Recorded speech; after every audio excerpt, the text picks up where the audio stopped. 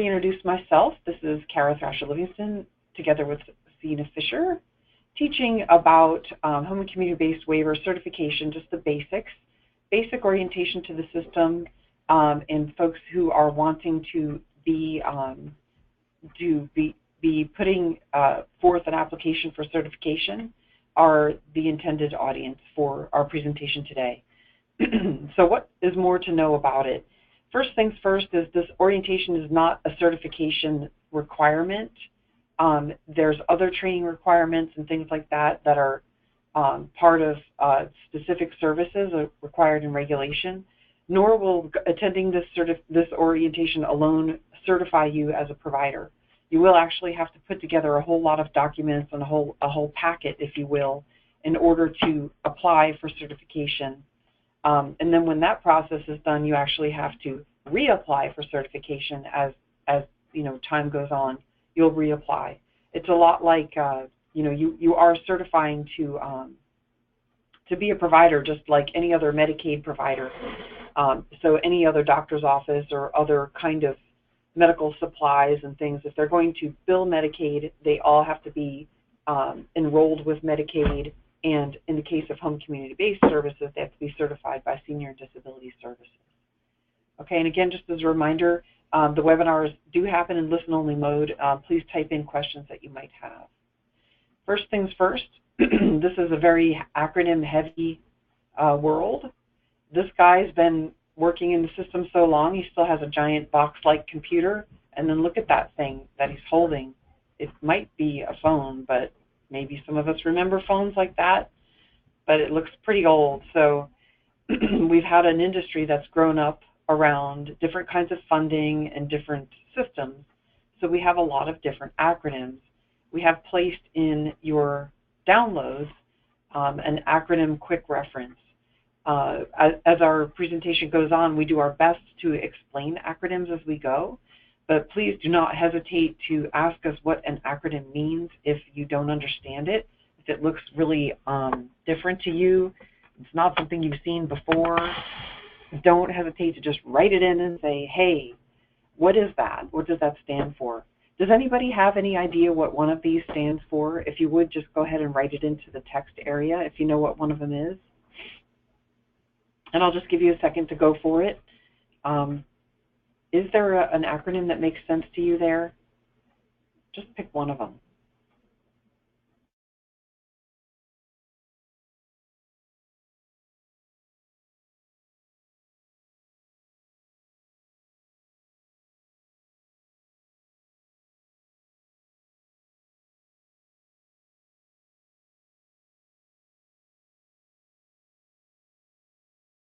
Great.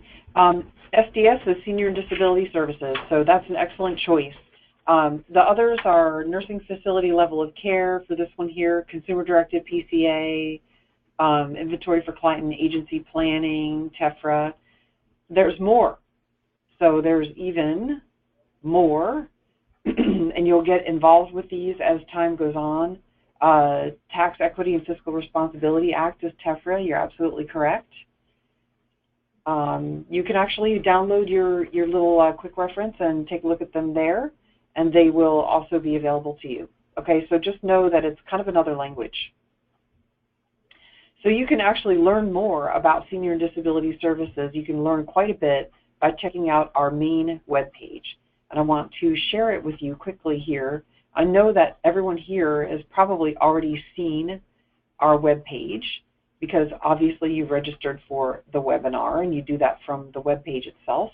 But I just want to bring it in quickly to our main screen here and just show you our main web page, some of the different features. And you're right, Department of Vocational Rehabilitation would be DVR, you're correct.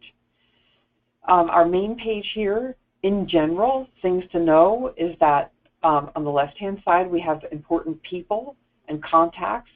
A little bit about our structure, people, lists of people to contact, our mission statement, reporting, this very important kind of like quick reference, first things you look for, how to make a report of harm to a vulnerable adult, how to report Medicaid fraud, how to report changes in the status, meaning the information, demographic information, or other kinds of status regarding people we serve and people you serve as a provider, how to contact SDS, how to file a report. This little thing here is actually a button, and that is our critical incident reporting and our mandatory reporting for vulnerable adults, and also complaints and concerns of quality assurance. Actually, you can actually report upon anything using that link. Provider training, things like that, okay? And then in the middle is news, so any kind of updates and things like that. You want to learn about what is happening with SDS and different initiatives that are coming. I may mention some of these, but that's kind of above the headlines part, which is our main place that you'll see things like new regulations, new, again, initiatives, new kinds of benefits that SDS might consider implementing for people. Main changes go here under headlines. On the right-hand side, we have our different units and ways to contact us. Units that you would be interacting with for the purposes of this particular presentation is going to be provider certification and compliance, most likely that one.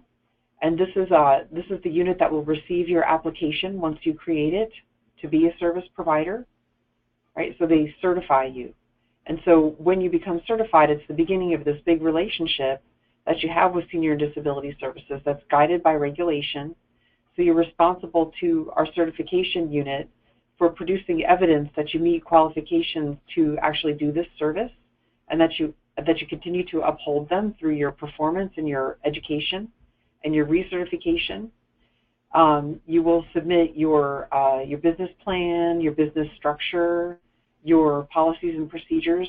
Those are all things that you're going to have together and submit to certification, and you're actually going to be recertified during certain points in time.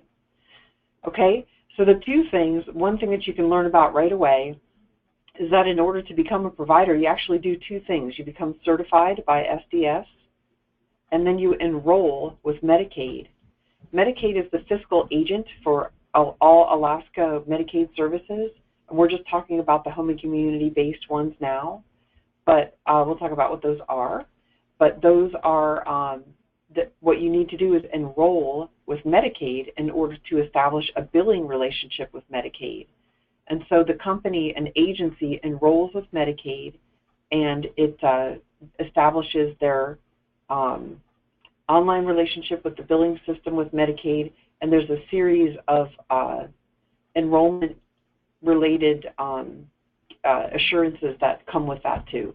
And the same kind of assurances we'll talk about with your certification. Similar, and in some cases the same, happens through enrollment. And that is the same in many states, certification and enrollment. Again, like I said, you're actually applying to deliver medically necessary services to people who qualify financially and through level of care for them. And because of that, we've got a whole set of regulations to know, in which we don't actually literally read out to you in the presentation, but we make you aware of them so that you can go forth and research them as you prepare your application. So we have our main unit managers here, okay? And I'm going to click back to the main page. One of the things that you'll need to do right away as a provider, meaning that you become a provider, you can look at our provider list if you want. After provider agencies are certified and enrolled, they actually get onto this list, and this is how, I'm really not going to choose anything particular, but I guess I'll just choose meals. It's random. If I press search, these are all the providers that would be certified and enrolled to provide Medicaid reimbursed meals. Okay?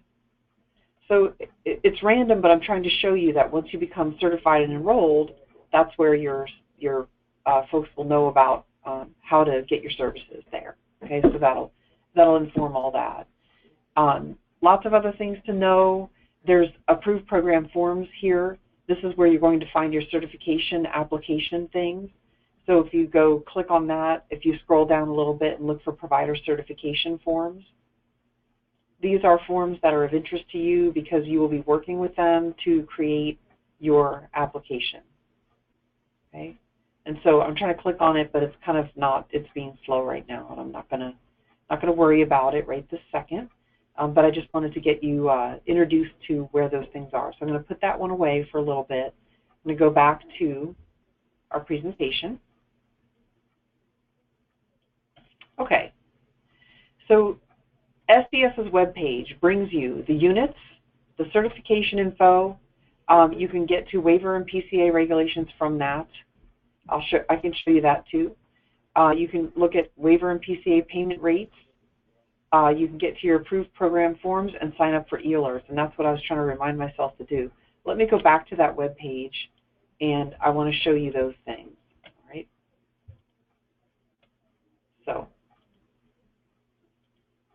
So what are some of these things that are interesting for us to know as prospective providers? First things first, signing up for e-alerts.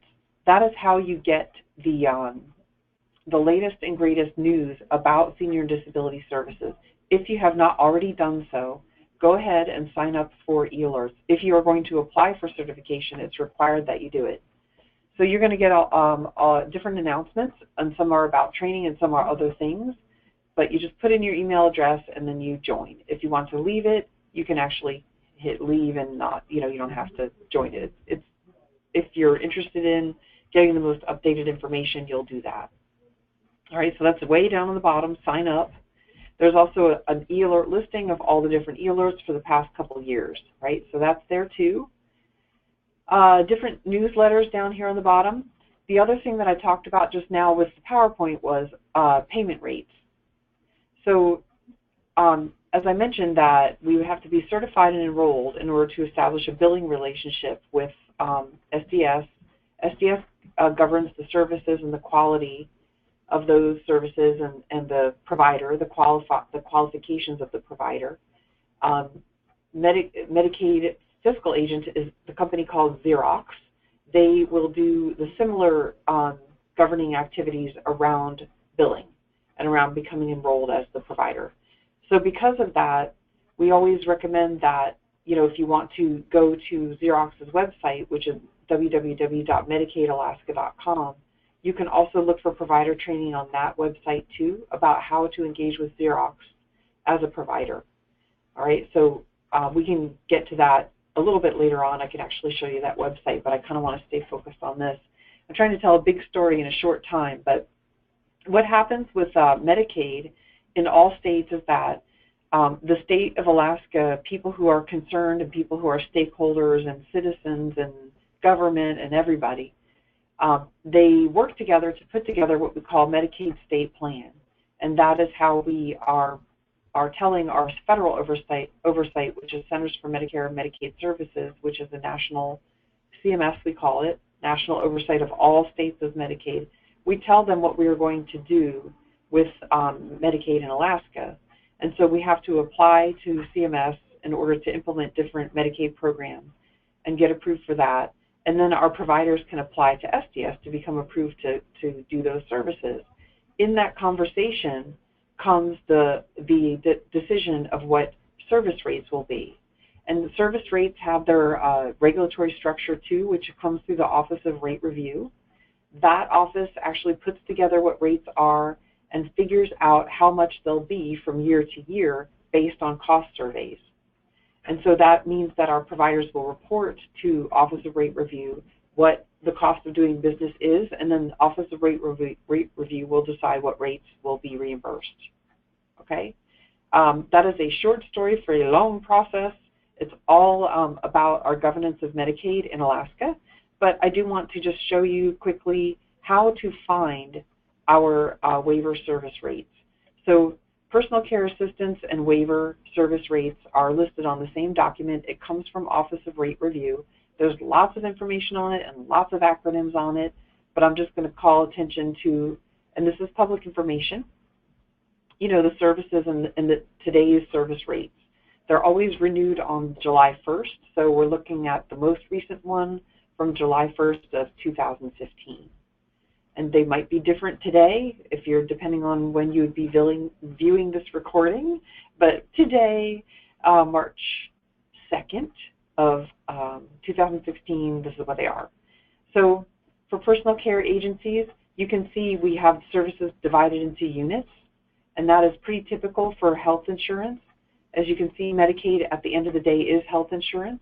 Everything has a procedure code, that's the actual service, and then if it's a waiver service or not. As you can see, PCA is not a waiver service. We still have to be certified and enrolled to do it, but we're going to concentrate on our waiver services here. We have care coordination that has its own separate training. That is a waiver service, but we can see that, for example, the service of nursing oversight and care management, we've got a 15-minute unit, what it reimburses per unit, the procedure code, and what waiver programs could bill for it if it was in the person's plan of care. All right, so if we scroll down and we look at these ones here, I'll erase that yellow there. Residential supported living, for example, this is what we commonly call assisted living home for our elder population, or perhaps adults with physical disability. Per day, reimbursement is $144.47 for a place that's 5 or fewer beds. All right, and then when you go out and jump out on the web and do your self-study, you can actually investigate this, but it's got this great information. You go all the way down to the bottom, and it tells you that there's geographic differentials based on the location of that provider agency where they're doing this work. So there's adjustments. There's like a percentage of rate reimbursement increased. Okay. So what do we do to bill those is a long process, and we'll get to that in just a bit. Okay, so that comes right off of our website, cost survey stuff. All right, I'm going to go back to my slideshow and keep on talking about how much you can see on our webpage. All right, so we talked about all those things. These are all things that you should do. Senior Disabilities Services does operate with a mission of service to people who experience disabilities, seniors, and our vulnerable adults. We are trying to always promote health, well-being, and safety for those we serve by facilitating access to quality services. That's where you come in as a provider. All of these things that we're describing briefly here, you will be preparing a packet that tells us the high level of quality that you have as a provider and what you will actually be doing to serve our vulnerable people. And all of our services and supports foster independence, personal choice, and dignity. People can be themselves and get services. We respect the people we serve. We allow people to have dignity. We promote their dignity and their choice. Our service principles here at Senior and Disability Services are about many, many things, but because, as you can tell already, our provider base are professional people like you who apply for certification, bring forth the qualifications that they have in order to administrate, and I will talk about the administrator of services, how to administrate services in an agency, how to establish these things, how to have policies and procedures and things like that. All of those things come together in this first one, where we are responsible and accountable for efficient and effective management of services. Medicaid is a special program, an entitlement program to serve a certain category of people with healthcare needs. And as an extension of that, working through long-term care in our home and community-based services, these are all things that we have to count on for our providers. We have to be able to count on an environment of fairness, equality, integrity, and honesty. We have to be able to count on services where people have a right to choice and self-determination. We have to be able to count on services that help people have knowledge of and access to the community. We have to be able to count on services that people can expect safety and to have least restrictive services. We dependents and incorporate their culture and value system. We have to be able to count on providers that, and ourselves as SDS, to help put together services that help communities work together. And we are also providing services that are given by trained caregivers, and where the people we serve have choices about, as much as possible, about who would do this very personal service to them. And there's ways that we can help that happen in our agency.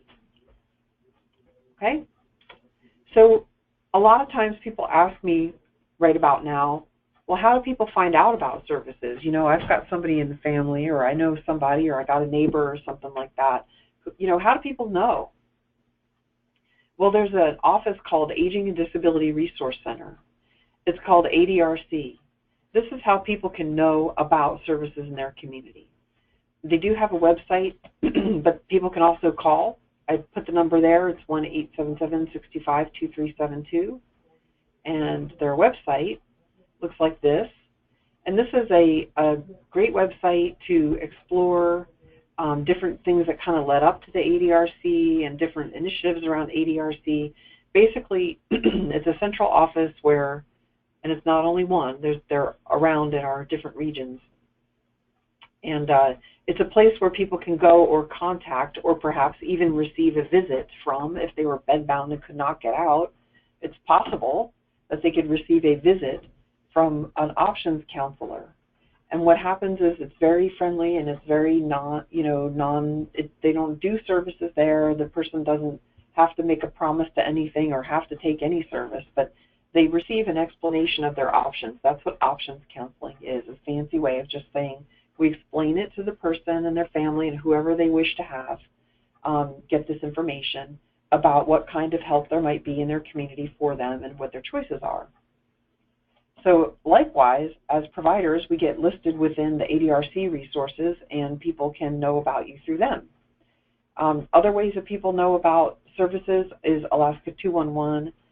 This is kind of more general information than the ADRC, but a lot of times I like to show it just because people have questions. You know, you're a helping person, you're already out there probably doing services, and you might get questions. People might say, hey, where can I find somebody to do my taxes for free?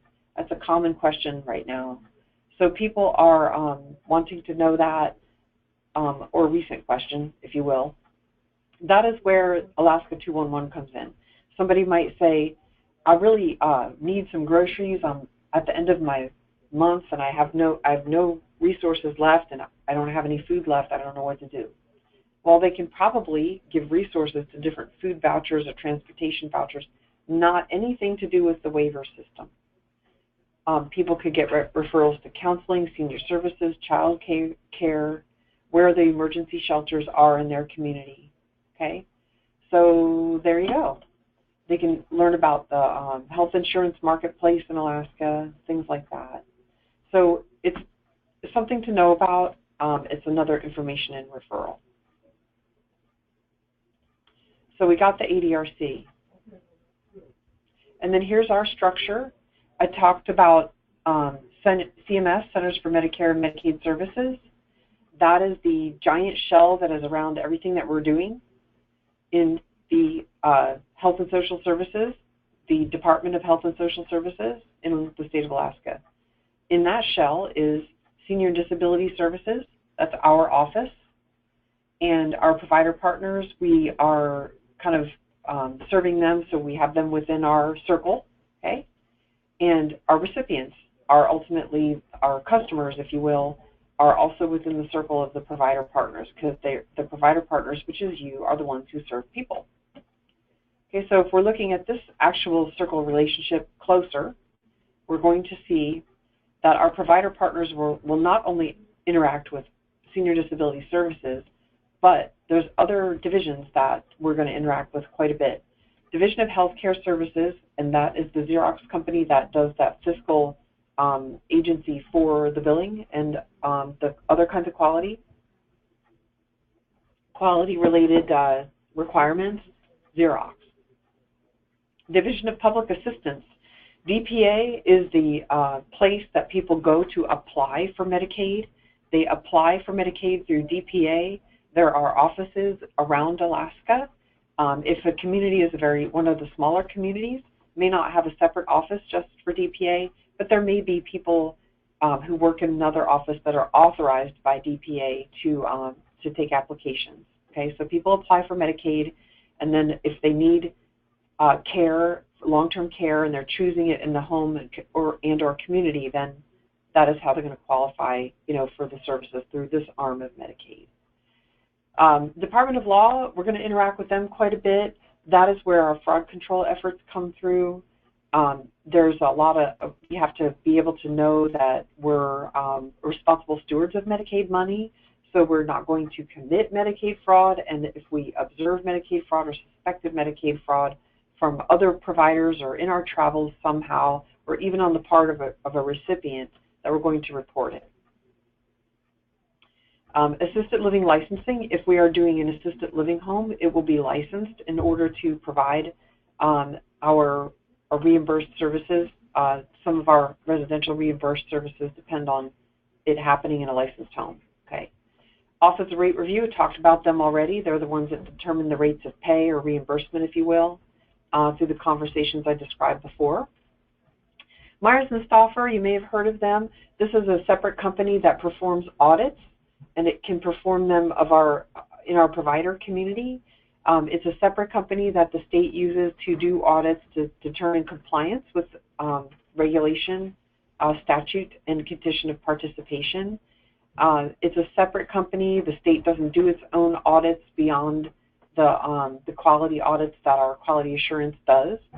And they also help inform the cost survey structure. So Myers and Stauffer audits, you may engage with them through an audit process at some point. Okay, so if you would, I would like you to write something for me. I've been kind of going on for a while, but if you will, please write something for me. Tell me in the box there, your question area, what service you're thinking about being certified for. Or if you're just here and you're just thinking about the whole thing in general, just put which one are you most interested in. You don't even have to know the official name for it. You can tell me it in your conception of it, and I'll do my best to clarify it for you. Which one are you thinking about? What do you want to do? What service would you like to do? I see two. I see care coordination. I see two care coordinations. I see assisted living, residential habilitation, and group home and transportation. Okay? You're interested in those. All right. So just so you know, if you are a care coordinator, you will need to attend a required beginning care coordination training. This is not it, okay? You're going to have to come back to training, but that's awesome because we'd like to see you. It's on our website, how we do that training. But this will help you, and this will help you when you become a care coordinator, because then you'll know that all the services have to do this too. Assisted living is separate from today's training. Is about a home that is already licensed and seeks to serve a certain population, and though people that come to their home have the waiver in order to pay for the service, if you will. Okay? So we've been chosen by that person as their provider of home, of residential supported living, that's the service, or group home. There's a group home in there in that list too. That's the actual service we're going to provide. We are certified and enrolled to provide that. Underneath that, as a base to that, we have to be licensed by assisted living licensing. Okay, so that's kind of step one for that one. On the list here, there's a residential habilitation. Residential habilitation is a broad category. It actually has 4 services that are in it. Group home and family habilitation are 2 that require licensing from assisted living licensing. There's also 2 services that occur in a person's own home or the place they live. I don't mean to say they have to own their home. It just means it's where they live. That would be in-home supports and our supported living. And that is available only to people who have our IDD waiver or CCMC perhaps, or APDD. Okay, so this is working with people who have an intellectual developmental disability. Group home and transportation. The last one was transportation. A transportation provider is a provider that does local transportation for people who choose that provider on their waiver, and it's transportation to community resources. It is not transportation to medical appointments. It is not that. It is transportation rides to community resources and things they like to do in their community. And it's interesting, if I was going to be a group home and a transportation provider, the interesting thing, I'm kind of getting in the weeds here, so I won't too much, but the interesting thing is that as a group home, I am required to provide transportation to the people living in my home. I cannot bill separately for it. So the reimbursement rate for group home has the rides for people living in the home built in, taken into consideration. So my transportation, if it was together, I know there's a slash there, but it's like I'm just kind of pretending as an example that you're saying it's together.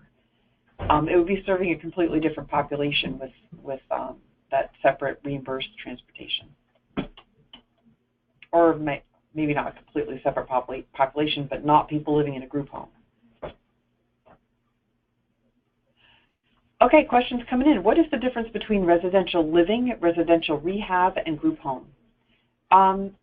Residential supported living is the proper term for the service that is done for our elder community and adults with physical disability, people who do not have a developmental disability. That's commonly called assisted living, but the name of the service is residential supported living, and it happens in an assisted living home. Residential habilitation, not rehab, but habilitation, is where the service is intended to teach, train, or help a person learn new skills, regain skills, or just keep learning. The habilitative services are for people who experience a developmental disability. As such, they're going to be learning lifelong, not unlike any of us here. Of course, we are all lifelong learners, but people are going to be receiving teaching and training and skill building in their home, in their residence, in order to take care of themselves on a more independent basis. And we know that people are going to be learning this forever. We know that people are going to need extensive help. That's in their plan of care.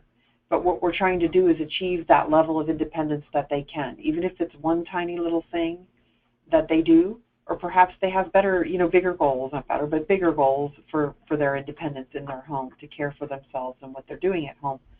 The residential supported living, think about it, if an elder lives in an assisted living home, that elder has cared for themselves most likely their whole life and just simply needs help in order to have clean laundry and things like that.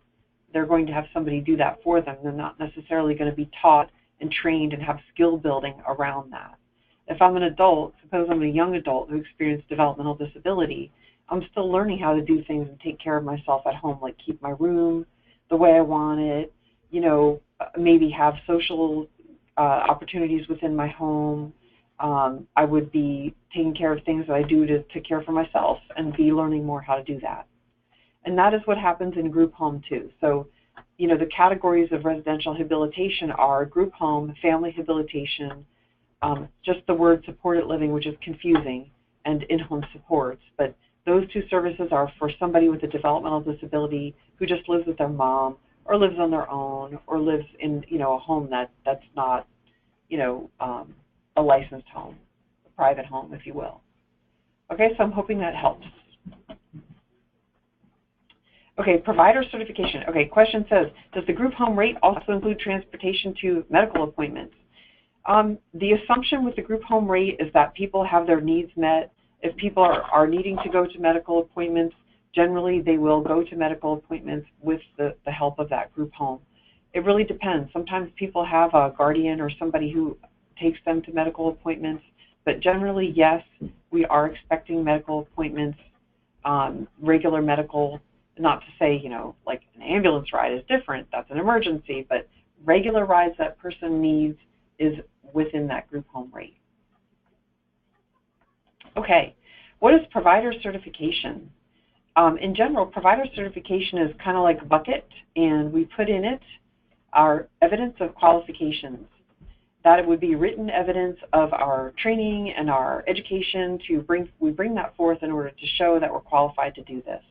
We put it together with regulatory requirements that would be our regulation set, that is our home and community-based waiver within bigger regulations. Home and community-based waiver regulations are also kind of under the umbrella of nursing statute and our adult protective statutes and our child protective statutes. Those are statutes. Those are bigger than regulations. So we have to follow a lot of them, not just the ones that are for waiver. We also have to follow assisted living if we have an assisted living home. Through these products, these work products and our actions that back up the fact that we have these work products and we honor them, we can provide, meaning SDS provides and the state provides, an assurance to CMS that we have qualified providers. That's a minimum requirement, one of 6 minimum requirements that the state makes to CMS to say, yes, we are prepared, ready, willing, and able to make actionable this Medicaid home and community-based waiver service. That is what certification is. And our regulation sets our provider participation. That is like all of our regs that are around providers, what they need to know and do in order to comply with regs, those regs. Our home and community-based services, which is with the S, you may see HCBW or HCBS, home and community-based services, the waiver regulations, and our conditions of participation. So how do we find a regulation? You can go to our main website and you can go to How Do I Find Statutes and Regulations. So if we want to look up Alaska Law Resources, in the middle we have Alaska Administrative Code, that's an important one, and Alaska Statutes. That is where you're going to find, and a statute is a bigger set of language that governs regulations and other kinds of entities that are not going to be you. So other people that have to comply with things that you comply with, such as mandatory reporting. Okay, mandatory reporting of a vulnerable adult, someone who's over 18, who cannot ask for help or help themselves. That's a vulnerable adult. So we report abuse, neglect, self-neglect, exploitation, financial exploitation, and undue influence of our vulnerable adults. That's a statute. You have to follow it, I have to follow it, and other people that are in industries that are helping industries have to follow it. Not just waiver, not just PCA. So, you know, if there's newer one added, it's teachers. Okay, so that's entirely different sets of regs. Those are not our target audience today, but because it's a statute, it covers them too, right? That's what I mean by the umbrella thing. Administrative code is the Alaska Administrative Code. That is where the wording and the laws and the requirements get closer to what you are going to be doing. So if I'm going to show that, we've got our Administrative Code, Title VII, Health and Social Services, Medicaid Coverage and Payment. And what I'm going to do here is I'm actually going to type in 7 AAC 130.200. Okay. I'm going to end that show and go back to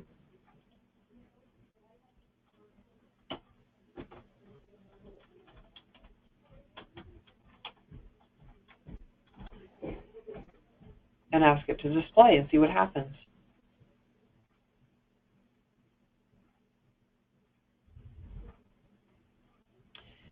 Okay, so we've got our keywords that we put in, and we do put them in the PowerPoint so that you can, you know, play around with it later, and you can look at all these. But you've got your regulation set, administrative code about the home and community-based waiver. And so the essence of it is a choice to receive home and community-based waiver services as an alternative to institutional care. That means that the people who would receive the services, not only do they have Medicaid, but they also need care like that, which is provided in an institution or a nursing home. And that is what our assessment process is about. Okay, so we've got our eligibility pieces, and we've got the application for the waiver for the person. We've got assessment, level of care, and then I want to show you, because I want to get to the part that is different services themselves. We have provider certification right here. We certify. Don't worry, we are actually, you know, summarizing this for you, so we're not going to read out regs to you, but you can see where they are. And so some of us were asking about residential habilitation, some of us were asking about care coordination, some of us were asking about transportation, and day hab. So let's just find one. Okay, so let's pretend we're looking for transportation. So for transportation, here's the regulation for that. So it tells you if transportation is going to be billable, this is what has to happen. All right, you provide it in accordance with the transportation conditions of participation.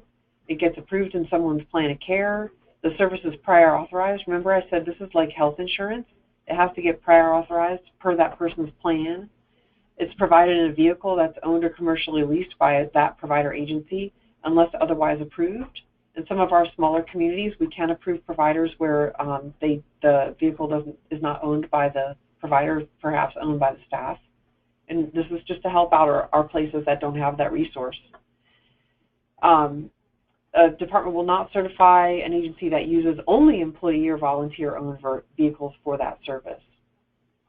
Notwithstanding, A4 approves transportation and an employee or volunteer if they determine that there's no other transportation options. It'll tell you what shape is around that. And the regulatory language tries to give shape to what the service is. The vehicle needs to be safe and suitable for transportation needs of the person. The driver is capable of doing it. Okay, and so we've got all kinds of different things to know. They have to keep a travel log. They have to document trip segments. The pickup and drop-off location is what each trip segment is. All kinds of detail. An escort can ride with that person, but it is not the driver or an employee of that company. An escort would be typically like a family member who needs to ride with that person to care for that person and assist them before, during, and after the ride. So it could be a family member or a spouse or a PCA or somebody who is going to be working right with that person before, during, and after that ride. Okay, so that is a brief look at how to look up our regulation. Again, it really helps to have the little keywords, which you can actually access through the PowerPoint, and they're pretty readily available. Title VII, Health and Social Services, Medicaid coverage and payment. So I'm going to go ahead and go back to this. Provider participation. It means that everybody, yourself, the administrator, okay, I'm going to assume that you're the administrator, or this is your framework when you're looking at this, right?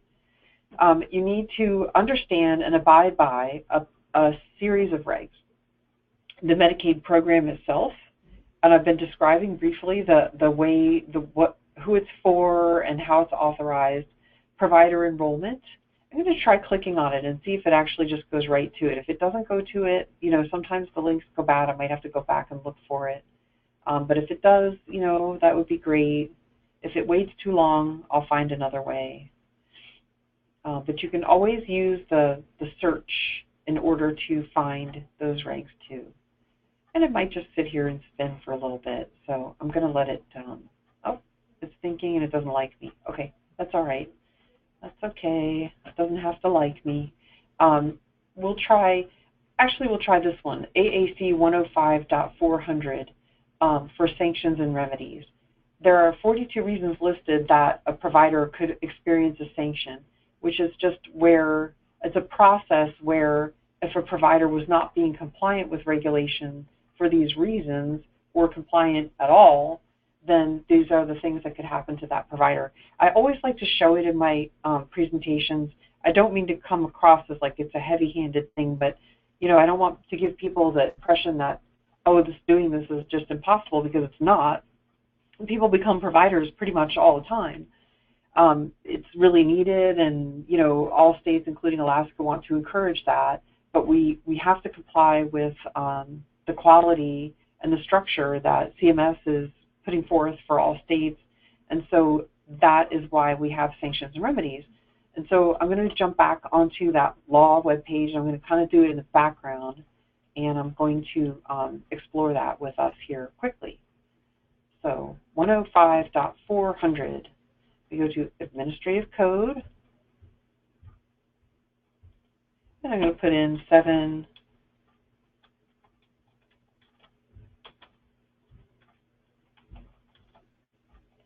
All right, and I'm going to ask it to display. Okay, And so what this is bringing up is grounds for sanctioning providers. Okay, again, I like to show this in our classes just because I don't want people to go away from training to say, I never saw that, I didn't understand what it was, and never even got introduced to it, things like that. So these are reasons that any Medicaid provider could be sanctioned, and what that means that they could be anything starting from they need to be re-educated all the way up to decertification, being dropped from the Medicaid program entirely, that type of thing. So it's a custom story when this happens. I don't mean to give the impression that people get closed down. It certainly isn't the intention.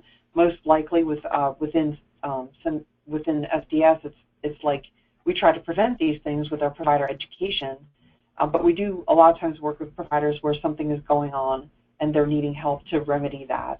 It is very, very common. That's why the QA exists. QAs exist to help our providers perform remediation on their own, not to come in and shut down or overhaul.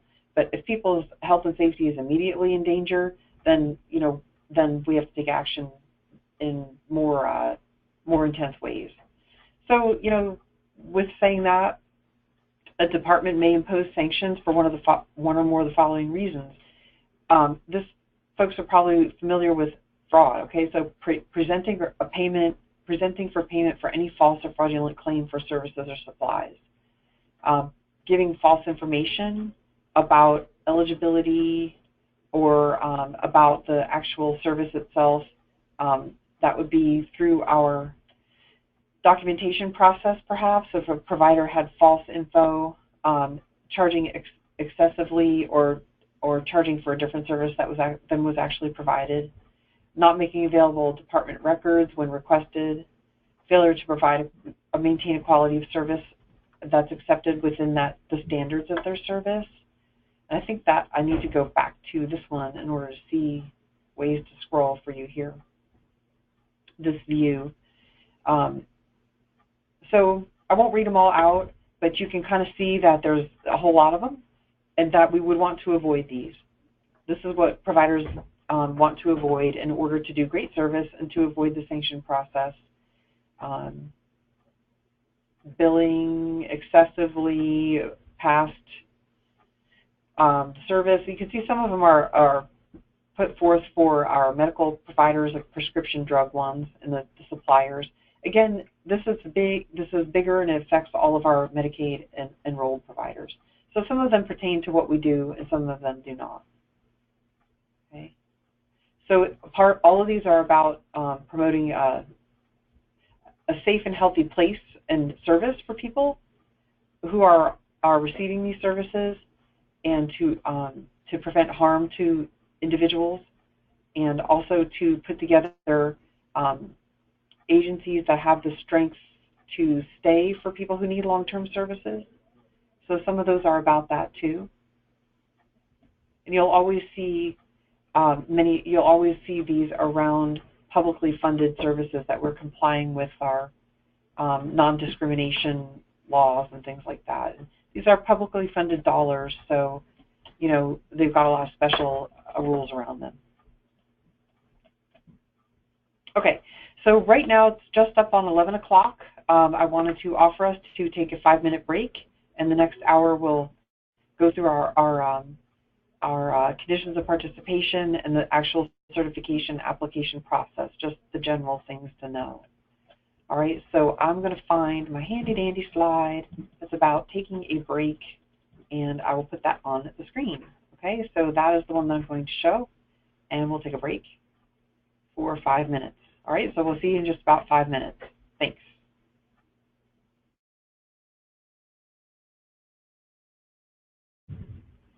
Hi, everybody. It's Kara, and I'm back again after our break, short break. I'm going to keep on going on here. And we're going to go into our regulations and a brief overview of our regulations and things like that. And I'm going to start my broadcast from the current slide and bring you in. Okay. Okay. So what is in the regulations? What does it cover? We're not going to read them out. Like I said, you can search them for sure on your own, but just so that you know who is covered, who is the customer. It's also this is mainly from our customer angle here. What makes a person eligible for the waiver program? How people apply, when they apply, what the assessment and level of care determination is, how we figure out that this person does in fact need this level of care and is choosing this care in the community, developing and maintaining their plans of care. This is all the care coordinator stuff here, which we don't go into in depth here. I know that we have a few who are interested in care coordination, but we do have a separate training for that, and I'm also happy to answer your questions too. If you have specifics about that, I'll be happy to answer. The provider certification, which is we're concentrating on today, safety of recipients, critical incident reporting, medication administration within our agency type, how we would dismiss a person, how we would terminate service to that person, and each waiver services addressed in them. Okay, it tells you what services cannot be delivered at the same time and what the limitations are. And so some of us are having questions about, what are multiple services that we could be certified for. Certain combinations of services, you could be certified to do all of them. Of course, a large agency could be certified to do many, if not all, services.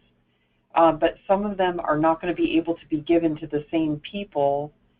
For example, a question was, could a group home be certified for day-hab could I be certified to do group home and day-hab?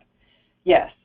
A company can be certified to do group home and day-hab. However, people living in a group home are limited to 15 hours of day-hab a week, and the staff that work in that group home cannot do the day-hab. So a company could be certified for both, but it's not going to really be a practical option for just one group home to also do day-hab, because they can't have people who work in that group home do the day-hab. There have to be separate staff that do that. But they could. It's not saying they couldn't. They could, but it's separate. How to find our conditions of participation. The main page, we look at the conditions of participation. They're adopted in regulation, therefore they are law. They guide providers on the requirements for their business operation, and they are addressing our provider standards. And so the interesting thing to know here is that there's actually two of them that you're going to look at. If you're going to apply to do one of these services, you're going to look at the provider conditions of participation. That's for everyone. So everyone is wanting to be a provider, all right, in our world here. So I, as a prospective provider, would read through this, and here is where I can tell what I'm going to have to submit. I have to be ready to provide services. I have to know the regs. I have to submit, depending on the provider, the services I'm going to do and as directed by SDS, because in this process, like I said, it's like a conversation that you have with certification, right? You might submit an application and they're missing a few things, or they need to know more. Suppose I put in an application and my policy about training my employees was a one-liner. It's just said, well, I'm going to train them as needed. That's not enough. They're going to ask me, well, what's your training plan, Kara? What is it, you're going to be doing group home? That's a special service for people who are eligible. These are people who need a specific help. How are you going to do it? How are you going to tell your staff how they know what to do? And they're going to write that down and make a policy. So it's a conversation. It's not going to happen all at once. But you should be aware that you need to have policies and procedures that are in an operations manual about financial accountability, how you're going to keep people's health information protected. That is HIPAA law. When you do go through enrollment, there's a lot more training around HIPAA, but I'm kind of assuming that people know a bit about HIPAA, and that you understand that these are all health-related services. So in fact, all of the information about your customer is covered by HIPAA. Conflicts of interest, complaint management, emergency response, how people get admitted to your service, how people get dismissed or terminated from your service, your training for your employees. Everyone who does this work in our communities must take and pass the background check. Everyone who works in your company. That means people who are only there doing, the accounting. Anybody who has access to information about people, anybody who works directly with people, they're all going to be background checked. And that's done through our provider background check unit. You've got your different policies depending on the service that you're going to do. And they may not apply to you based on what you're going to ask to do, right? But it's here, and so the first thing you should do is read through this and make sure you understand it. So you've got your documentation that shows that you have a state of Alaska business license, you have a certificate of insurance or some other kind of documentation of insurance coverage, you have licenses for assisted living homes and foster homes, you have a building use permit if you have a site-based service, vehicle if you're doing rides, and food if you're doing meals, okay? Food service permit, right? So as you can see, you're going to have to hit some of these in your packet, okay? In your operations, Senior Disabilities Services uses a secure electronic interface called Direct Secure Messaging that we require providers to have a Direct Secure Messaging address to interact with Senior Disability Services. You can send and receive confidential document attachments through that. You sign up with that from eHealth Network, Alaska eHealth Network. You comply with all training. You maintain open communication and cooperation with other providers. We cannot do this work if any owner, executive director, board member, authorized agent, employee, or contractor has been convicted of Medicaid fraud or sanctioned under Medicaid regs, been suspended, terminated from the Medicaid program because of abuse or abuse of a person, or has been convicted of a crime that presents a risk to health, safety, and welfare of a recipient. So when we get into our business, we cannot, bring people into our business if they have that kind of background because it violates our conditions of participation. Before hiring, then we check the list of excluded individuals. This just tells us what people might be have done these things, and we have to check regarding, these in addition to background check, right? So if we might have a contractor, or a volunteer work, they're going to go through the background check process, and we're going to check the list of excluded individuals to make sure that they're not excluded from the program entirely. Our financial accountability, we carry insurance that's appropriate for our business and services. We name Senior Disabilities as a certificate holder. That does not mean that Senior Disability Services or the state of Alaska pays in the event of a claim at all. It just means that we get notified. That is your insurance, that is your business, and you're responsible under that. Senior Disabilities is notified in the event of a complaint of a claim, or if the insurance is canceled. It changes like that, right? That's what it means to be a certificate holder. We charge fees for recipients at a rate no higher than those charged to private pay for comparable services, if that was to be the case.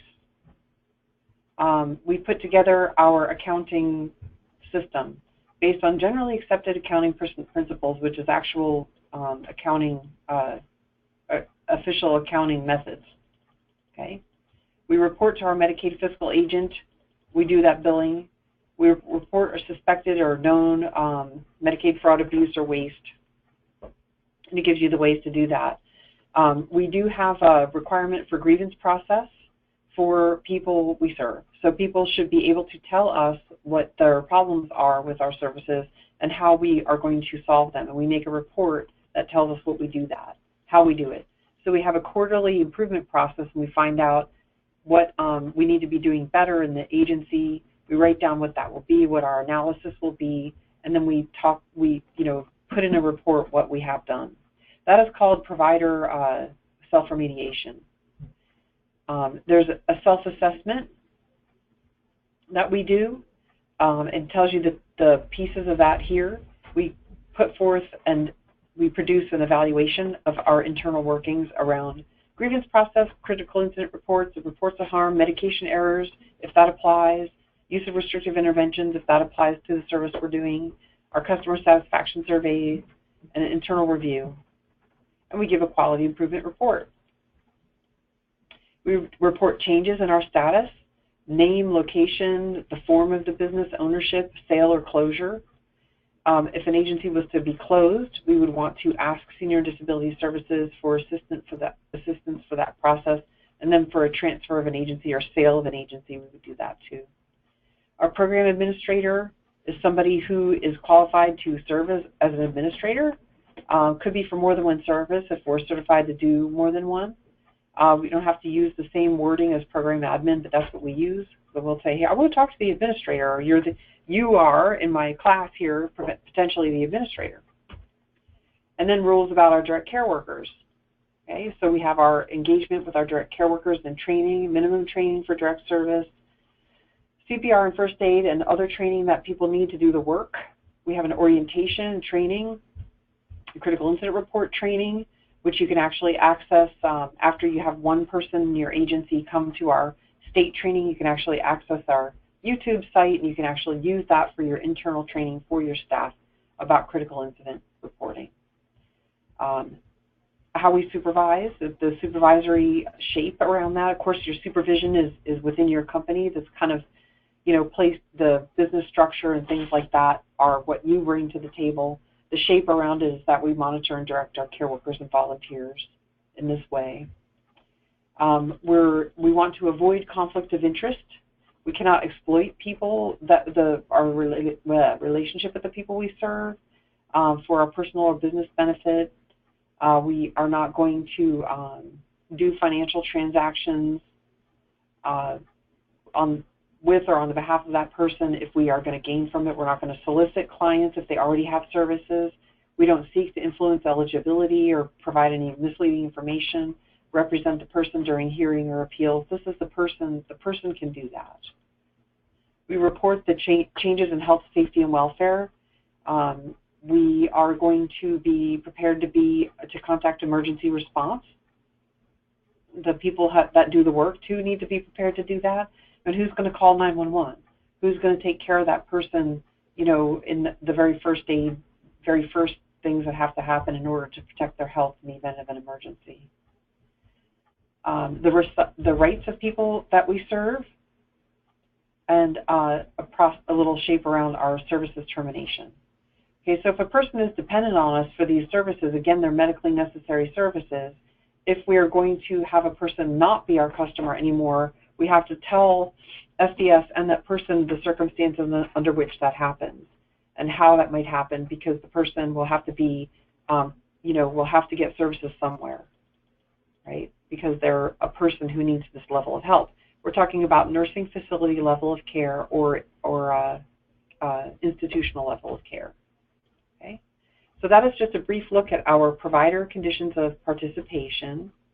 I'm going to freeze on that screen, and I'm going to go back to our PowerPoint.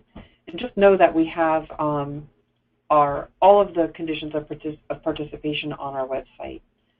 Okay, and this is just a brief recap of that. Our certification, when you're ready, you need to be ready. You have to show this understanding. You have to show that you're ready to serve. You have to grant SDS access to all service locations. So if we're going to do a site visit, then you would know, of course you would know about it. We'll come out and visit, and we'll see how your program is structured and what you do. Go back one. Okay, the policies and procedures that were submitted here, this is an important one, that were submitted for the purpose of certification. Sometimes we see that people will pay a contractor to create policies and procedures for us and to create training for us. Okay, so the thing about that is that the problem with it, or something to know, let me go back one, sorry, is that when we pay somebody to make a policy and procedure, we have to follow them.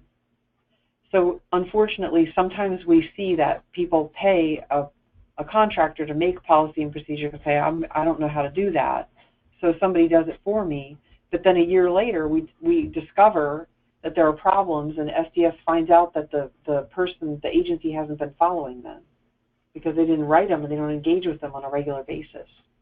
That's great. We don't, it's up to you. You could do that, but you need to make sure that you're following them, because it's going to be a problem if you're not.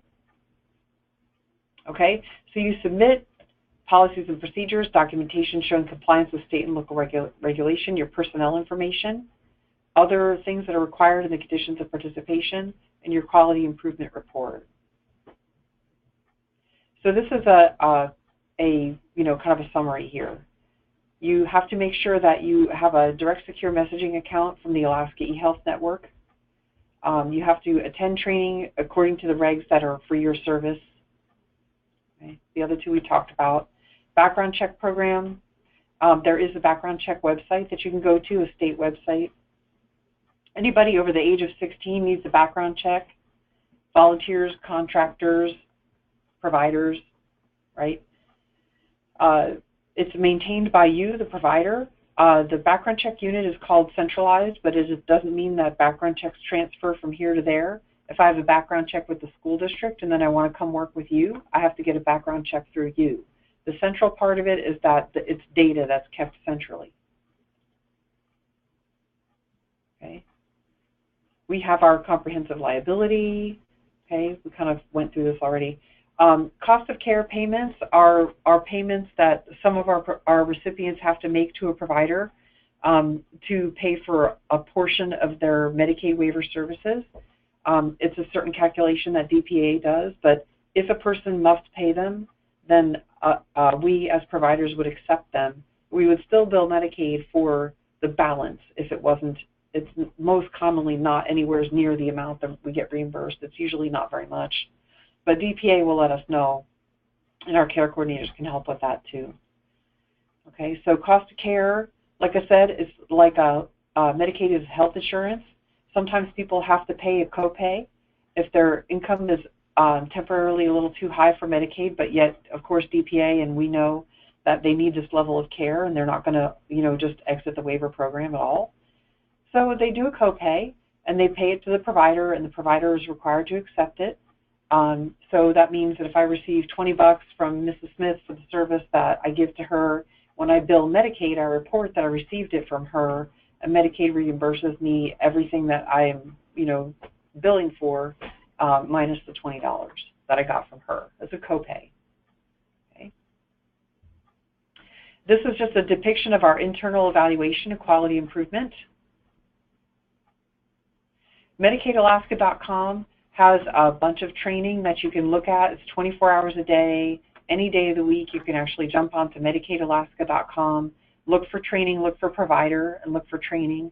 If I have time at the end, I'll jump onto that. Okay. You have an internal agency self-management process about quality improvement, the grievance, the self-assessments, and quality improvement report. You saw that on the provider condition of participation. So when we're going to have changes, we have to report them prior to having them happen. If my mailing address changes, my email address, I have a new phone, new fax, if I have a new agency name or a different location, a different format of our organization, for example, a sole proprietorship to an LLC, just as an example, the new owner, right? If I have a closure of that agency or a transfer, a new owner, then we must the business products, like the offices and things like that, those things belong to you. But the relationship that you have with the people you serve, the next provider that comes in has got to be certified and enrolled just like you were. So we do not automatically transfer ownership or sell the client base to a new owner. People have to be told they have choice to keep getting service there or not. The owner is changing and they have that choice. 1 business day to report any associates charged with a criminal offense. Right? That change of status form is right on the left-hand side of our website, like we showed before. Okay? And it gives you how to fill it out there. Our program administrator, our personnel is our program admin and the direct care workers. Minimum training for our staff is here. Supervision, our requirements are to monitor the workers, provide ongoing training, and prevent contact with that worker if there's a report of harm involving that worker. Our recipient relationships, the conflict of interest pieces. Okay, we are not going to engage in any sort of relationship with that person that results in a personal or business benefit with that person. So I'm not going to, for example, one of the common examples we give is, if I'm a care coordinator, but I also sell Avon. I'm not going to do that with my people I serve because it's a conflict of interest. I'm gaining two ways. I'm being paid to be their care coordinator and then having them buy products from me. And it's kind of like a closed access that the person may feel like they have to buy it, that type of thing. We're not going to solicit as clients people we know already get services. We're not going to provide any misleading information about eligibility to people or to the state. We do report under recipient health and safety and welfare changes in people's physical or emotional, psychological condition. Let the care coordinator know. Let other providers know. The legal representative, let them know too. Direct our care workers to contact emergency responders. We have to give them, equip them with the ability to do that. The primary factor in reaching a resolution to dispute, any dispute, is the person's health, safety, welfare, and their choice. They may, in fact, be served better with a different provider or any other answer you can think of. Our recipient rights are given here in an illustration. To be treated with respect, to be involved in my planning, to change up my service providers, to have cooperation between providers, to have collaboration so that I have a kind of a seamless provision of service amongst providers, that I can know the fees that Medicaid is paying for my service. I can know what, if anything, that I need to pay in the case of cost of care, or in the case of in our residential services where the person is paying room and board. People need to know what their room and board is, and the right to make complaints, and to have care given by competent, well-trained staff, and the right to evaluate my services. Okay, we talked about this a little bit before, but in the event that we terminate services to a person, we have to have a few different things in place. It's based on factors of health and safety and welfare of that person. We have to show how the person has not cooperated with the service, or they produce a risk of physical injury to others. We have a supervisor review that. We provide written notice to that person for these reasons, and we inform them on how to appeal it. Oh, sorry. I kind of went ahead, so I'm going to go past that. We took our break already. So, okay, now we're going to talk about applying. The most important thing here, we put it in red letters, is to produce a complete application. One of the things that happens, and I think it's pretty normal, and don't worry, because as you apply, you'll probably see this. This will be your experience. It's very difficult to produce a complete application. We're going to describe it here, but usually it will not be complete. We'll usually have a conversation with the person that received the application here at SDS, and they will say, hey, I'm missing this information. I need to know a little bit more about this.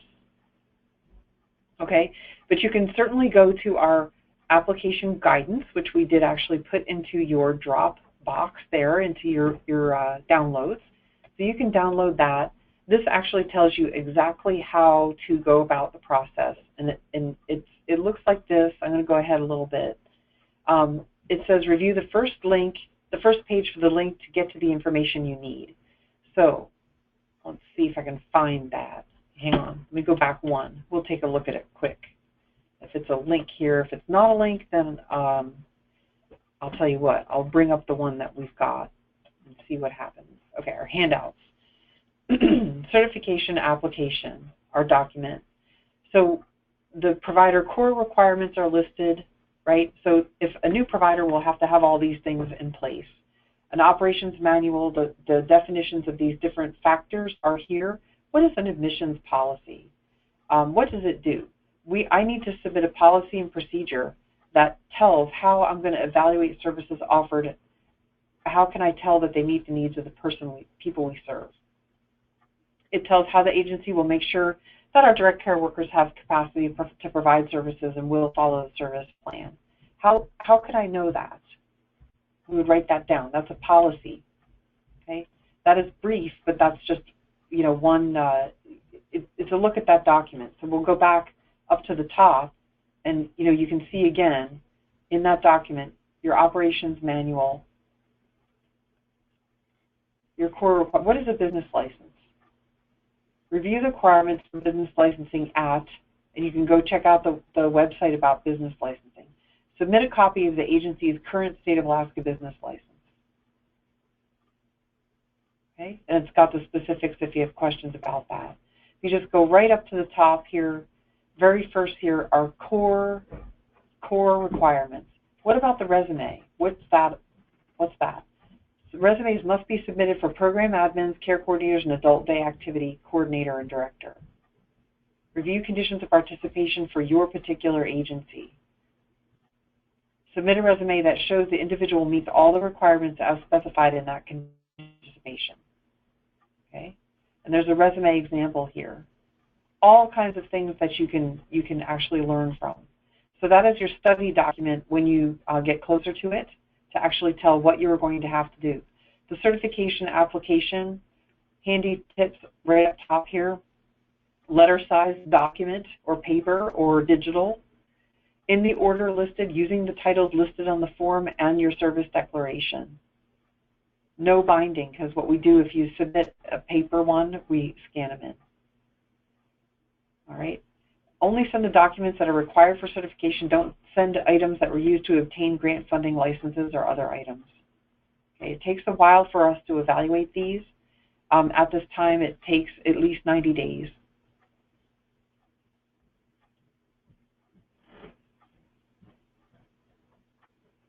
Okay, so we've got these. Our recertification is a shorter list. It depends on the service, but we don't submit in unless there have been changes. And of course, through status, changing requirements to report changes, then we will probably know those things already about you. But it's a shorter list for recertification.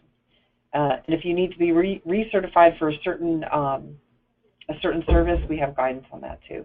But today we're just doing intro to certification. Okay. So that you have to submit an organizational chart. It'll tell you exactly what you need. What does that mean? An organizational chart. Submit a chart that shows in graphic format how the agency is organized to provide services. Specify the following: the title, the name of the individual. If it's not filled, say vacant. Okay. Specifics on each one. All right, I'm going to close out of that, and I'm going to go back to my presentation here. Okay, so that is available in your handouts, and I want to show you again. Actually, what I'll do is I'll go to the web, and I'll show us on the web where to find this on the web as well, realizing that if we are viewing a recording of it, folks don't have the handouts. So I'm going to go ahead and show us again our main web page. And if we go down to our certification and compliance right here, and right in the middle, or maybe at the top, if you will, we've got certification, application, and forms.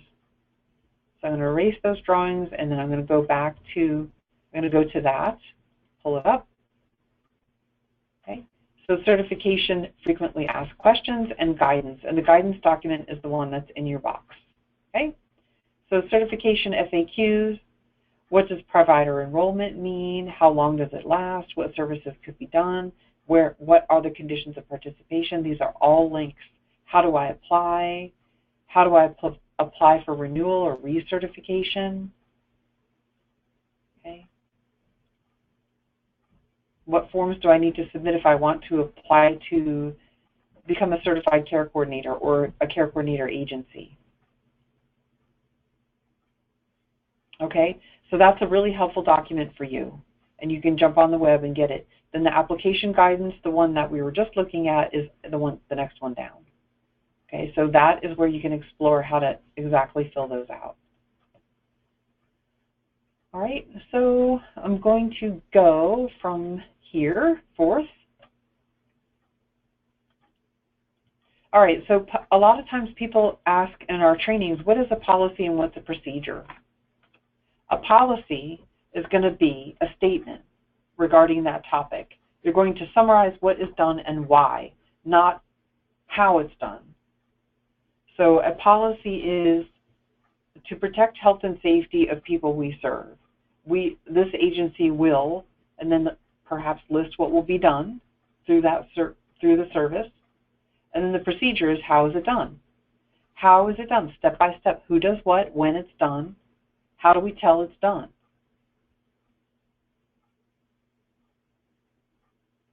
We actually have a policy and procedure manual. You could look at writing guidelines that SDS uses on the web.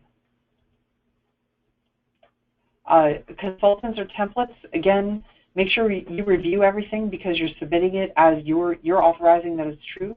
The content needs to be applicable to your agency.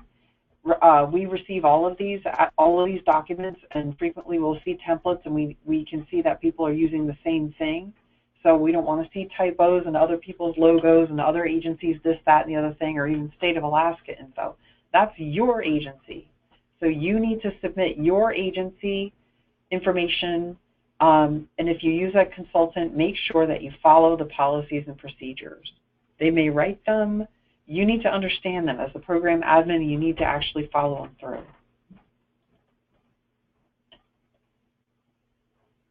Complete applications. It's not going to be the same information as grants, licensing, other businesses, or prior applications. So you need to read and submit exactly what SDS is asking for. A lot of times we'll see where people are confused, that they're thinking it's residential licensing and they're saying, well, it's the same thing, I'm just going to send SDS the same thing. If you send that, we can't accept it and it will take longer to review it. This is a specific services that we're asking about. Okay, question says, is there still requirements for font and letter size when doing all of your documentation for certification? And for research, should you now get documents in 90 days prior, or is the 60-day standard still the standard? And can you show us where the research guidelines are, please? Thanks. I can show you research. Is there a particular service you're looking for? I don't know about the requirements for font and letter size. I know it's always going to be 8.5 by 11 paper or digital. Fonts, we don't want teeny tiny fonts. We just want it to be able to be read. I don't know, Sina, if you have any more information about that. For recertification, I'm asking right now to okay. the CERT unit. So if I get some updated information, I'll. And recertification for care coordination as the individual care coordinator or the agency? Okay. So let me get through this a little bit here, and we'll go back to that. Okay. Okay. So home and community-based services do require certification. You could offer one or two or all of 13 different types of services, and this is your list here of all the services that are require certification.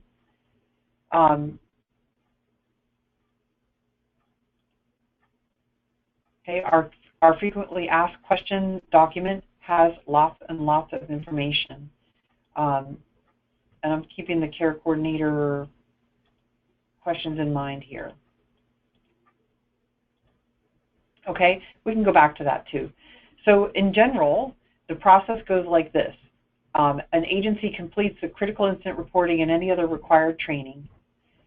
You gather all the documents that you need, and then you submit a complete application. The agency is, we're pretending this is brand new, okay? We've never been to Xerox before. We attend training with Xerox. We learn how to bill. We establish that billing relationship. Xerox uses online billing. It's going to be enterprise system billing. You become a member of that, and you enroll. The agency along the way needs to get an NPI number, which is National Provider ID. That could be done through Xerox, and some of us already have them, and some of us may have gotten them online or other ways. It's a national requirement. Every provider has an NPI. If you don't have one right now, Xerox can help you get one if you need that. You would receive your provider billing numbers from Xerox. Our PCA workers and our individual care coordinators apply for individual provider numbers through Xerox. So individual PCA hands-on workers are certified with, or I'm sorry, enrolled with Xerox, and they have an individual provider number as well as working under an agency number, no matter if it's an agency of one or an agency of many. And then we are allowed to provide and bill Medicaid services. For initial certification is once after 1 year, and then after that it's every 2 years. If you do multiple services or you're certified to provide multiple services, you may receive multiple billing numbers from Xerox. Xerox does have training that is out there on the web for our providers, and some of it is a webinar like what you're having here too. Each provider gets a provider billing ID, and your certification letter is what you would need first, and then you would complete the enrollment process, and you would go to MedicaidAlaska.com to actually see that. I'm going to jump on to MedicaidAlaska.com quickly and see what we can see from that. And it might take too long, so I'm going to let that roll. I'm going to let that do its thing. Okay. Certification hints. We want to submit a complete certification. Follow the letter that you get from SDS. Complete the provider certification form and mail it to Xerox. You get, after you have been, approved for certification, or if there's other things that they need, you're going to get communicated back from our certification unit about the things that you need. And then finally, when you get that instruction, you get a letter from SDS that says you are certified. Then you bring that to Xerox or mail that to Xerox. You get listed on the provider list after you're enrolled with Xerox, but at that point Xerox would get you enrolled as a biller. Most good advice here is to always refer to your application guidance or regulations or conditions of participation first before contacting our unit with questions. Many times you can find your answer that way. Keep them on hand, make yourself a book, make yourself a copy or something, and keep a copy of everything that you submit, just in case. Okay. Make sure that we understand this is what SDS does in order to provide support and guidance to providers, our oversight, if you will. The Certification and Compliance Unit does monitor that provider agency. There may be compliance reviews at periodic times. Could be a random selection that we just schedule a visit with that provider and come out and see your operations and your documents that you have on file and how things are done. Or it could be a focus review if there was a reason why we need to be there. Could be awareness of a situation. It could be unannounced. We did talk briefly about our Myers and Stauffer audits. There are also residential licensing inspections that are done through Division of Healthcare Services and QA investigations that are looking into problems or issues affecting health and safety.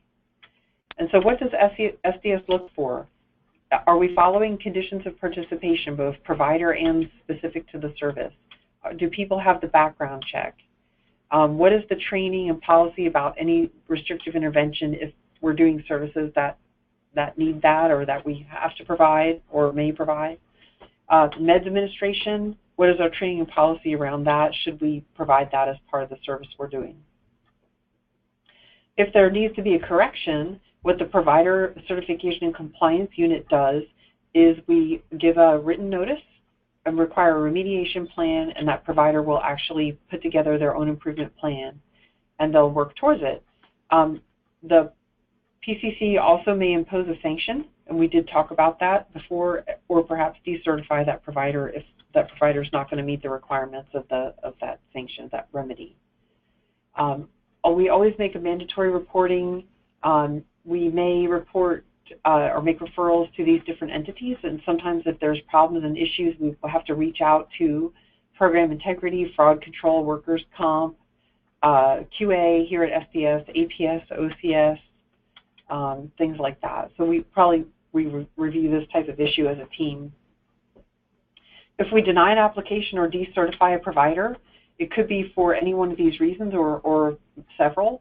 Failure to submit the complete application, if they appear on the exclusion list related to health services, if we have documentation that shows the provider is unable or unwilling to meet certification requirements, if that provider is creating a risk to health, safety, and welfare of people, recipients, does not operate honestly, responsibly, and maintain integrity. As with all publicly funded systems, a provider could file an appeal with us if they disagree about how that decision was made to deny or decertify. we did talk about this before. Agencies can be sold and transferred, but the client base and certification and enrollment is not sold or transferred. The new owners need to be certified, assuming they're going to continue to be doing these waiver services. They have to be certified and enrolled. The people served there need to be given a choice to either continue services with that agency, with that new owner, administrator, or not. Okay, so we have to have this together 60 days ahead of selling the agency. Let us help you. If we have a gap in certification, it means that billing can't be done. We want to discontinue the business. We make a notice to our certification and compliance that includes these factors: name, the administrator name, the statement of intent, the effective date. We do have a form for that, it's Cert 42. We also notify Xerox that we will not be a biller after a certain date. New for certification, if we're applying for site-based services, and I didn't get a chance to put in all these, so I think I'm going to switch to my other view and just write them in. Day habilitation, residential habilitation, supported employment, our site-based adult day, of course, and supported living.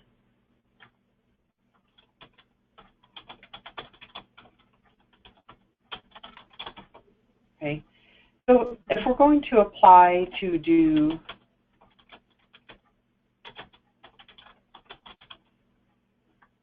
day habilitation in a center, residential habilitation, group home or family hab, supported employment, that's center-based, adult day, supported living, where the provider owns, rents, or controls that building. I'm just going to put owns right now, or residential supported living.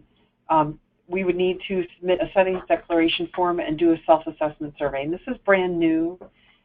These are all for situations where there's a setting, meaning a location, and the provider owns, rents, controls, leases, or contracts that location. That is called a setting under new home and community-based waiver services regs from CMS. So we need to have a survey that tells the nature and attributes and characteristics of that setting. We do have separate training available, or we did have separate training available for that. It is out on the web, so you can actually see a training about self-assessment survey. And we're adding this into our provider certification process, and it's starting this month. So it's pretty new. It's something, but I just wanted to call it to our attention. You would also be engaging through our certification unit for that. Okay, so that's where we have separate training around that. Okay, I know we have questions. I just wanted to put this up here as our contacts and just let people see that who we can contact. I'm just actually going to go ahead and freeze on that screen. And I'm going to go back to the questions in the background. I'm going to go back to the questions about our care coordination agency and individual recertification. Okay, so compose other questions for me here. We have a few minutes left. I can show you our MedicaidAlaska.com. It actually did load up in the background there. That's what it looks like. If we go to our provider tab, that's pretty helpful. Our provider tab will have, you can learn a lot about billing manuals. You can learn about enrollment here. If you want to become a provider, we can go to FAQ, and there's a lot of different things down here, but I want to call your attention to where it says training, provider FAQ. If I want to go to what provider training is available and how do I register, I want to go to that. I just want to click on that little link there, and it will bring me to our provider training. And I'll remove the highlighting there. We go to our training, learn.medicaidalaska.com. And this is where we go for that, and it's loading, but we do have an account here. What you do is you just establish an account, you put in your username and your email address and a password, and you become access to that training. We've got web-based anytime learning. They've got online tutorials and computer-based and workbooks and things like that. They've got live provider training, which could be by WebEx or could be in person. And so, for example, there's one here, March 15th to 17th. Okay, I'm not logged in. I'd have to log in and make myself a membership first, or that's what you would do, okay? You can actually engage in those. You can actually look into this training anytime. Just remember that this is for home and community-based waiver services. This is all over Medicaid, so you can see it's also training for doctors and pharmacies and things like that. Okay, but because we do medically necessary services, we have specific training for waivers. Okay? So I'm going to go ahead and freeze on that, and I'm going to go back to our main questions, and I'm going to show that slide, and then I'll just promptly freeze on it again. Okay, so care coordination. Let me find that info for you, and then I will show, hopefully, on the web here how to see that.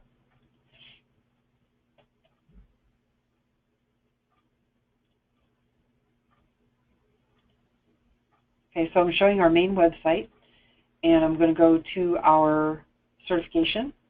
I'm going to application instructions and forms, certification FAQs, right? So if I'm looking for care coordination agency,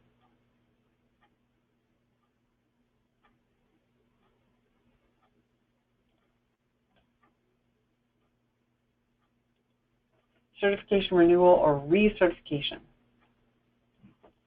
All right, we review our provider certification application and service declaration, review the list of no later than 60 days before the expiration date of the current cert period, complete and submit the certification application, service declaration for each service and the required attachments, submit it to provider, senior SDS, okay, PCC, right? And then you can also submit it to our, if you're recertifying, you probably already have one of the staff that's overseeing your current certification. So for recertification, no later than 60 days before the expiration date of your current certification period. Okay, so that is for the agency of care coordination and all other agencies.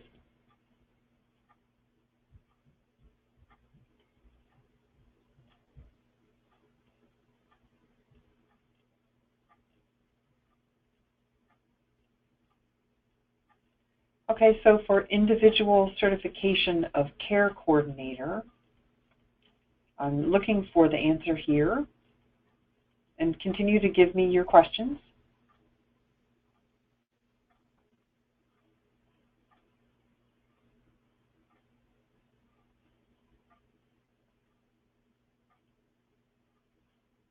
Okay, question says, how many hours a week can the residents in a group home receive? I'm not sure what the question means. How many hours a week of what service can the residents in a group home receive? Is it group home, or what is it that you're thinking? How many hours a week? And just think about that and type it in for me if you will, and we'll find your answer here.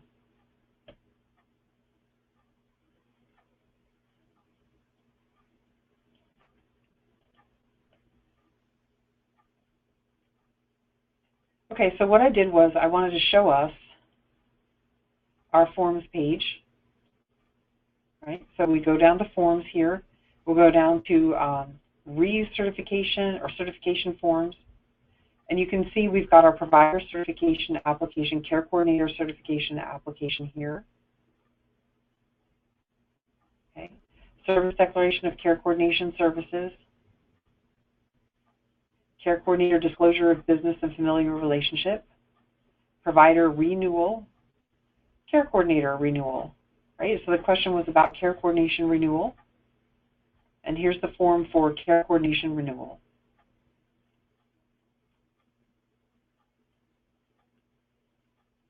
I'm going to actually open it with a different viewer, because then I'm going to show you that this particular form has fillable. You can fill it out. And one of the tips to know here is that you can fill these out, and if you do not have the current version of Adobe free reader, then you would have to actually jump out on the web and get yourself a copy of that, download a copy of that, and you'll be able to fill these forms out, and you can save them to your computer, and you can attach them to an email. Okay. So you've got your required attachments here on this form for care coordination certification of completion of training within the current certification period, so the last 24 months or the last 1 year, you would have had another training. Okay. And then your disclosure of business and familial relationships, Cert 20, I'm not going to go out to that one, but that's specific to care coordination.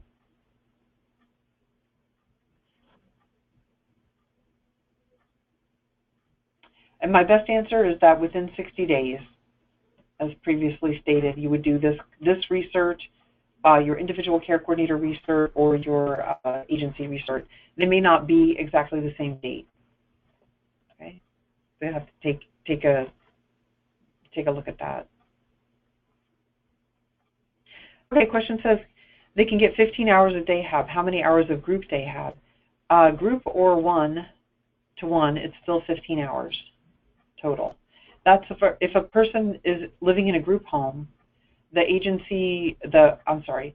person can be approved for no more than 15 hours of separate day habilitation a week, and it's up to that many. And that is really just a balance of what all else is happening in that person's life. That care coordinator would actually write a plan of care showing the benefits and the goals of that 15 hours of day hab for that person, and what the person wants to get from that service. And the limitation is there briefly just because of the fact that group home also offers a social component. If I live in a group home, I want to live with peers, and the purpose of it is because I like being social with peers. I live with a group of people who are peers of people like me, and that has an open definition. Okay, it could be people who like the same things as me. It just doesn't have to be just because of disability at all. It's just people who I enjoy being with, people I choose, people who are like me, people I'm curious about, people I want to live with. So that is why regs kind of structure limits like that, so that people can be supported to live a life, like others in the community. Okay, not just scheduling out for the purpose of hours and billing and things like that. It's not really the spirit of it. The spirit of it is to support a person the way they wish to be supported, and to do that.